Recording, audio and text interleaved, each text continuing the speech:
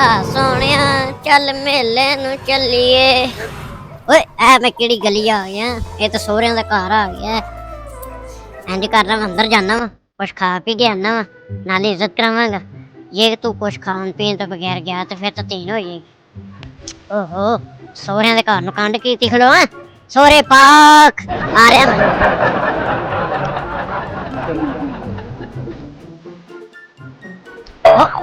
ਸੋਹਰਾ ਸਾਹਿਬ ਇੱਥੇ ਬੈਠੇ ਨੇ। ਸੋਹਰਾ ਸਾਹਿਬ ਕੀ ਹਾਲ ਚਾਲ ਨੇ? ਇਹ ਪੁੱਤਰ ਕਿੱਥੇ ਆ ਗਈ? ਆਇਆ ਪੁੱਤਰ ਬਿਸਮਿਲ੍ਲਾ ਕਰਨਾ, ਆ ਜਾ ਪੁੱਤਰ, ਇੱਥੇ ਬਹਿ ਜਾ, ਇੱਥੇ ਬਹਿ ਜਾ। ਬਿਸਮਿਲ੍ਲਾ ਬਿਸਮਿਲ੍ਲਾ। ਸੋਹਰਾ ਸਾਹਿਬ ਬਸ ਹੈ ਇਹ ਤੁਹਾਡੀ ਇੱਜ਼ਤ ਜਿਹੜੀ ਨਾ ਇਹ ਮੈਨੂੰ ਖਿੱਚ ਕੇ ਅੰਦਰ ਲੈ ਆ ਤਾਂ ਦਿਲ ਨਹੀਂ ਕਰਦਾ। ਜਿਹਨੂੰ ਭੁੱਖ ਲੱਗਦੀ ਹੈ ਨਾ ਉਹ ਇੱਧਰ ਆ ਜਾਂਦਾ। ਇਹਨੂੰ ਮੈਂ ਮੂੰਹ ਹੀ ਨਹੀਂ ਲਾ, ਆਪ ਹੀ ਚੱਲਿਆ ਬਾਹਰ। ਸਾਸੂ ਮਾਮ ਨਹੀਂ ਨਜ਼ਰ ਆ ਰਹੀ। ਸਾਸੂ ਮਾਮ ਕਿੱਥੇ ਆ?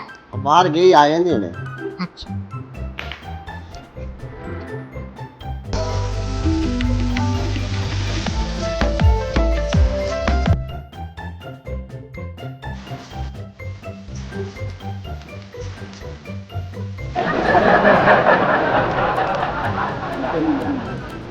अच्छा जी मैं ना वाशरूम हुआ वा।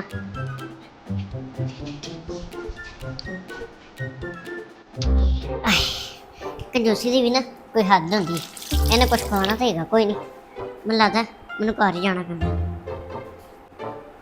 पुत्र किधर चलना? आ जा, बह जा। आया मेरा पुत्र। नहीं नहीं सोहरा साहब मैं चलना वा। मैं तुहाडे घरों कुछ लैके नहीं चला, बल्कि मैं दे के ही चलना। साफ कर लो जाके। केड़ी मेरी फूटी किस्मत सी जेड़ा मैं इधर बीच गया हैं।